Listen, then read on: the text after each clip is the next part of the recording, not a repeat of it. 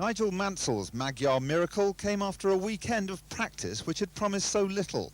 He started from a lowly 12th place, way behind the early leader, Riccardo Patrese in the Williams.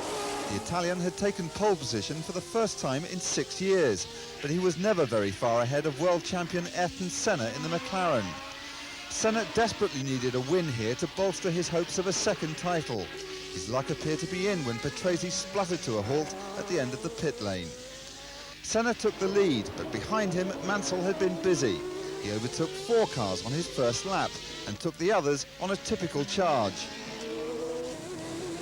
Satoru Nakajima wasn't one of them.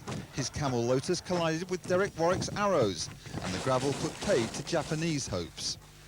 A back marker gave Mansell his chance. Stefan Johansson was travelling so slowly in his Onyx, he took Senna by surprise. Mansell had time to spot the danger, and he roared past both of them to take a lead he was never to lose. He opened up a 25-second gap on the Brazilian to send the travelling... Join the ladies of Selbrock H. In fact, right after Carlton Sports. Williams team in third place. All of the drivers saw half the field drop out. Tonight on Carlton Sports, Crystal Palace still looking for their first goal of the season. Frank Clark's Nottingham Forest are unbeaten so far. Stan Collymore makes his league debut. So, Palace against Forest tonight, and news of all the local clubs in action.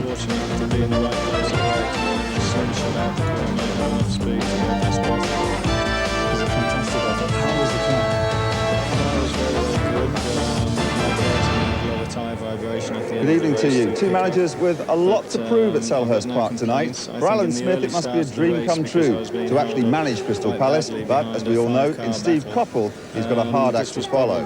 As for Frank Clark, well, all he's got to do is follow in Brian Clough's footsteps. Whatever happens tonight, it promises to be a great game of football. And here's your commentator, Alan Parry. Well, this time last season, Stan Collymore was playing in the Crystal Palace reserves. Mansell, his second of the season, and one that vindicates his decision to stay with Ferrari next year.